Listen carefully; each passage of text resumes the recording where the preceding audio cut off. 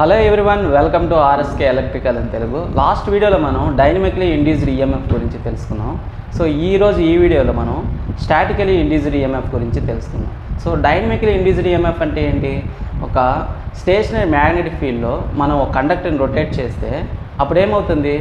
ఆ stationery magnetic field అనేది ఆ కండక్టర్ని అప్పుడు అది కట్ చేస్తుంది అనమాట, ఆ ఫీల్డ్ అనేది. సో అప్పుడు సమ్ ఈఎంఎఫ్ అనేది ఇండ్యూస్ అవుతుంది. ఎక్కడ? ఆ కండక్టర్ దగ్గర. దాన్నే మనం డైనమికలీ ఇండ్యూస్డ్ ఈఎంఎఫ్ అని అనుకున్నాం అనమాట. లాస్ట్ వీడియోలో దాని గురించి తెలుసుకున్నాం. సో ఈ వీడియోలో మనం స్టాటికలీ ఇండ్యూస్డ్ ఈఎంఎఫ్ గురించి తెలుసుకుందాం.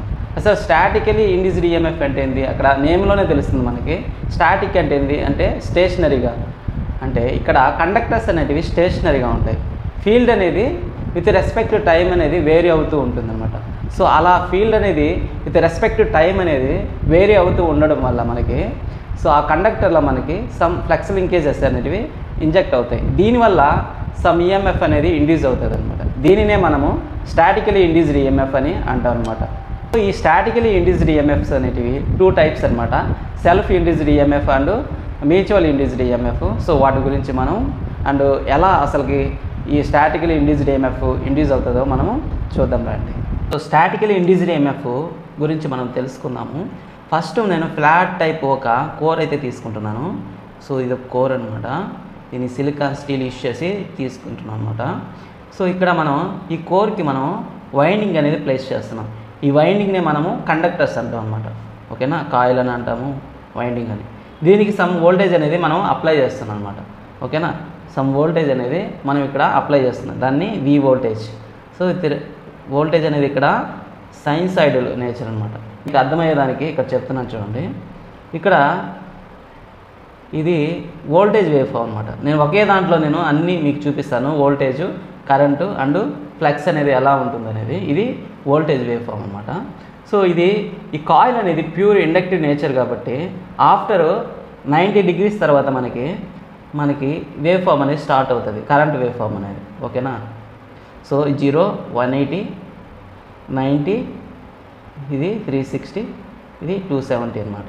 ఓకేనా? ఇది కరెంటు వేవ్ ఫామ్ అనమాట. ఓకేనా? ఈ కరెంట్ వేవ్ ఫామ్కి అంటే సేమ్గా ఉంటుందన్నమాట. ఏది? ఫ్లక్స్ అనేది. So in phase with current ఉంటుందన్నమాట ఫ్లక్స్ అనేది. ఓకేనా? సో మనం ఇక్కడ వోల్టేజ్ ఇచ్చినప్పుడు సమ్ కరెంట్ అనేది ఇలా ఫ్లో అవుతుందన్నమాట. సో ఈ వైండింగ్లో ఈ డైరెక్షన్లో ఫ్లో అవుతుంది. So according to the flat thumb rule ఏం చెప్తుందంటే, సో కరెంట్ డైరెక్షన్ ఇలా ఉందంటే ఫ్లక్స్ డైరెక్షన్ ఇలా ఉంటుందన్నమాట. సో కరెంట్ డైరెక్షన్ పైకి ఉందంటే ఫ్లక్స్ డైరెక్షన్ ఇలా ఉంటుందన్నమాట. సో ఫ్లక్స్ లైన్స్ అనేటివి ఇలా పోతూ ఉంటాయి. ఓకేనా? Flux direction. So statically induced EMF ఏం చెప్తుందంటే, ఇక్కడ కండక్టర్స్ ఆర్ స్టేషనరీ. కండక్టర్స్ అంటే ఈ కాయిల్ అనమాట. ఈ కాయిల్ అనేది స్టేషనరీగా ఉన్నప్పుడు సో ఫ్లక్స్ లైన్స్ అనేటివి ఇలా మూవ్ అవుతున్నాయి అనమాట. మూవ్ అవుతున్నాయంటే ఇక్కడ ఏంది? ఫ్లక్స్ లైన్స్ అనేటివి విత్ రెస్పెక్ట్ టు టైం అనేది వేరీ అవుతూ ఉన్నాయి. చూడండి, ఇక్కడ మనకి ఇక్కడ ఈ కండిషన్ 90 degreesలో చూస్తే మనకి 0 ఉంది. అగైన్ 180 degrees చూస్తే మ్యాక్సిమం ఉంది ఫ్లక్స్ లైన్స్ అనేటివి. మీకు అర్థమయ్యేదానికి ఇక్కడ చెప్తాను చూడండి. ఇక్కడ గ్రాఫ్ తీసుకుని అంటే 0 దగ్గర నుంచి నేను పాస్ అయ్యేటట్టు చూస్తున్నా ఫ్లక్స్ లైన్స్. అప్పుడు మీకు అర్థమవుతుంది. సో 90, 180, ఓకేనా? ఈ 360 చూడండి. 0 degrees దగ్గర ఫ్లక్స్ అనేది మనకి ఎంత ఉంది? 0 ఉంది. ఓకేనా? సో 90 degrees దగ్గర మ్యాక్సిమం ఉందన్నమాట.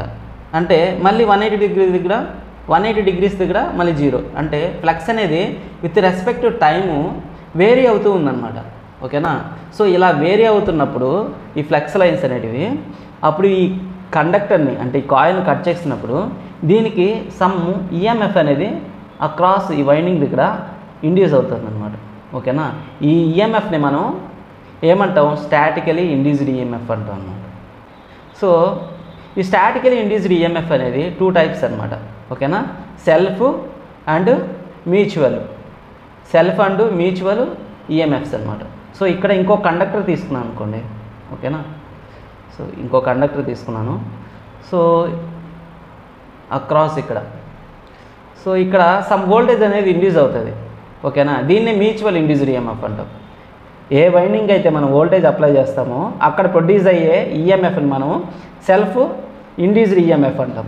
అట్లా కాకుండా ఇక్కడ అప్లై చేసిన వల్ల ఈ కోర్లో సమ్ ఫ్లెక్స్ లైన్స్ ఫ్లో అవుతాయి కదా, ఈ ఫ్లెక్స్ లైన్స్ అనేటివి ఈ కాయిల్లో ఆర్ కండక్టర్లో కట్ చేసినప్పుడు ఇక్కడ సమ్ ఈఎంఎఫ్ అనేది ఇండ్యూస్ అవుతుంది ఈ కాయిల్ దగ్గర. దాన్ని మ్యూచువల్లీ ఇండ్యూస్డ్ ఈఎంఎఫ్ అంటాం అనమాట.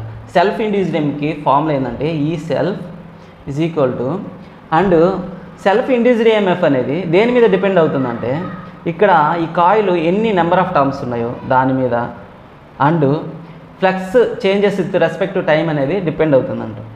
సో dP/dtగా తీసుకుంటాను. అంటే ఇక్కడ మైనస్ అనేది లెన్స్లా అనమాట. సో ఫర్దర్ క్లాస్లో మనం దీని గురించి డిస్కస్ చేస్తున్నాం, ఓకేనా. సో ఫైనల్గా number of terms and change in flux linkage with respect to time మీద మనకి ఈఎంఎఫ్ అనేది ఇండ్యూస్ అవుతుంది. అది సెల్ఫ్ కావచ్చు, మ్యూచువల్ కావచ్చు. మ్యూచువల్ చూద్దాం, చూడండి. మ్యూచువల్ ఏమొచ్చింది మనకి, ఈఎం వచ్చి మైనస్, ఇక్కడ ఎన్, ఫర్ ఎగ్జాంపుల్ ఇది N2 టర్మ్స్ అనుకో, ఇది N1 టర్మ్స్ అనుకో. సో ఇక్కడ N1 వస్తుంది, ఇక్కడ N2 terms, and dP/dt same flux లైన్సే కాబట్టి సో dP/dt. సో ఇది ఫార్ములా అనమాట. సో ఈ సెల్ఫ్కి ఈ మ్యూచువల్కి అనమాట.